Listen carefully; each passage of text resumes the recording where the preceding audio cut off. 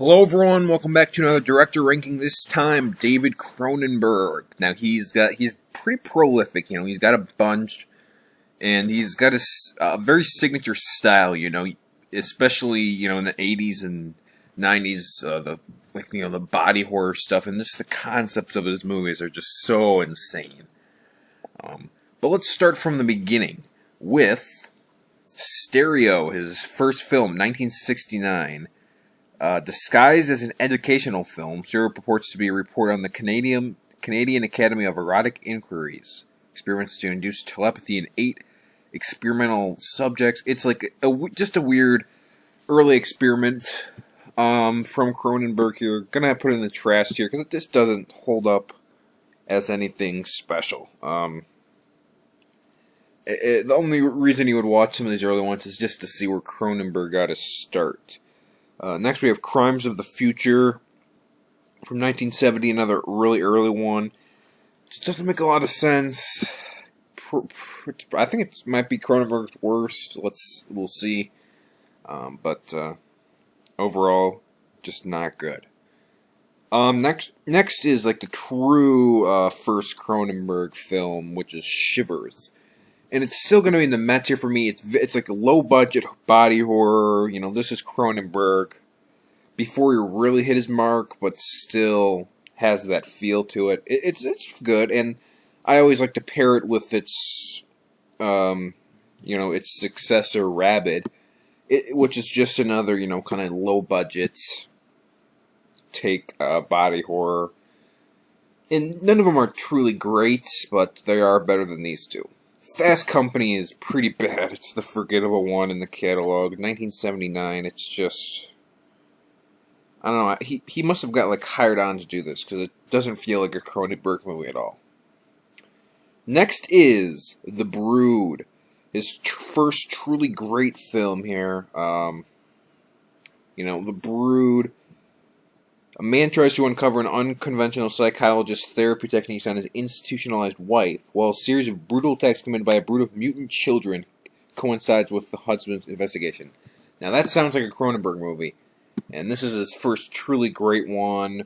We're still in the 70s here, late 70s, and so he's just getting ready to have his best decade with the 80s. And we'll start with Scanners, came out in 81. This is a classic. This is definitely his best so far. He just gets better as he goes along. See, except for Fast Company, he's getting better. In Scanners, it's people with this psychic powers and a lot of body horror. It's classic Cronenberg. Next we have Videodrome. For me, I rank all these movies on Letterboxd. You can find me on Letterboxd, Pizza Lord 424. But Videodrome is the only 5-star from Cronenberg. This is him at his most Cronenberg. This is him at 100% full power. Videodrome is insane. It makes, David Lynch movies look normal. Well, some of them. Not all of them. But, the plot, it's pretty much...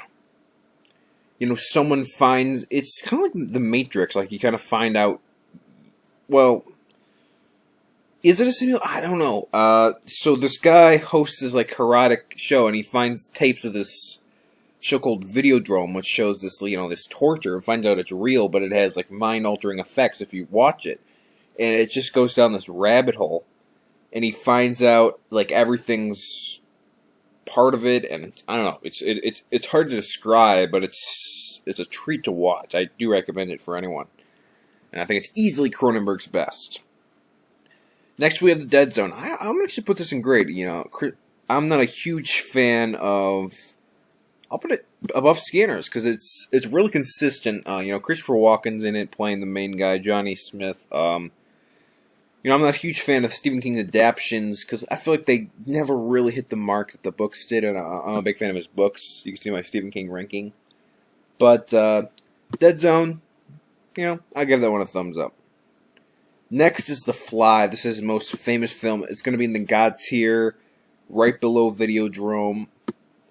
This is classic body horror. This is probably at his best in terms of the body horror. Jeff Goldblum as the Fly is good, but it's really just about, what is he going to do next with the gross outs. And the story, it's a classic story, too. Dead Ringers. Now, some people, I've seen people rank this as the best. This is more psychological than anything, but for me, this is going to be top of the grades here for now. I do like what he does here. It's very different. He's not going to be doing the same thing his entire career, and he's known for The Fly and a couple other ones that are kind of like it. But that's actually the majority of his career. Well, maybe half and half. Half of it is kind of like that. Half of it isn't. Dead Ringers certainly isn't, but it still has kind of an insane plot. These identical twins who are doctors. It's like kind of a love story, and then it's kind of people go insane. I don't know, it's kind of crazy. But it's a great movie. Next is, more the kind of forgotten one here from Cronenberg. What did it come out in? It came out in 1993. M. Butterfly. It's gonna be top of the trash tier. It's just forgettable. Not one of his better films, and it comes in between two great ones. So kind of surprising. Next is Naked Lunch, and Naked Lunch definitely is going in the great tier. It's another one where it's like, what? And this guy's a writer, right? He's a writer, but all of a sudden he gets this weird,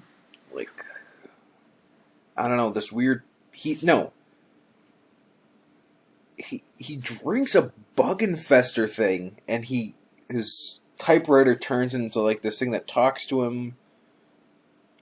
I mean, it's kind of crazy, and it gives him orders, and it turns into a cockroach. I think it's a great movie, and it's kind of similar to Videodrome in that way. It's kind of insane. But I'll put it in the top of the grade tier for now. Crash is certainly his strangest plot. I'll just read it to you, and you can decide for yourself whether you want to watch it or not. After getting into a serious car accident, a TV director discovers an underground subculture of scarred, omnisexual car crash victims who use car accidents and the raw sexual energy they produce to try to rejuvenate his sex life with his wife. Now, when Cronenberg's thinking of this, and stuff like Videodrome too, it's like, what is this? I don't know. I mean, what is this guy's, sex life? I mean, this guy's kind of crazy. For me, this will probably be top of the Met tier. It's pretty absurd. It doesn't have a lot of the body horror you would expect, but it's just so weird. Well, I'll actually put it in the bottom of the great tier, because that weirdness, I feel like, I don't know, it helps the movie. Existence. This is kind of like a follow-up to Videodrome in terms of the plot. Instead of the Videodrome tape, now it's a virtual reality type thing. And it's kind of similar in that way. Thought it was actually a good movie. Pretty great. I'm going to put it above The Dead Zone just because, it's classic Cronenberg style. Where The Dead Zone, it's an adaptation, but it's not the same as his original ideas, which, are proven to be pretty crazy. Spiders next, his first movie in the 2000s. Decent, not great. A mentally disturbed man takes residence in a halfway house. His mind gradually slips back into the realm created by his illness, where he replays a key part of his childhood. This is a 3-star, not bad, but not anything great. It's going to be top of the Mets here for me. Now he brings it back. His two, in the late 2000s, take a realistic look at violence, whether it be violence in the family or anything. And I think both of them are actually pretty great. History of Violence, gonna be probably top of the great tier. But I like even better, because it has Naomi Watts in it, and it has some more memorable scenes. I'm gonna have to put it, just to fill out the God tier a little bit, I'll put it here, because I do think it is his third best film. It has Naomi Watts in it, who, if you're a Dave Lynch fan, you know her pretty well. But I'm a big fan of hers, and I think this movie itself is just a better version of History of Violence, so it kind of improves on that. Now we have 3 left. He has a new one in the making, but I'm going to rank these 3. Dangerous Method, nothing great here. I'm going to put it top of the mid tier, a little better than Spider, but kind of forgettable. Cosmopolis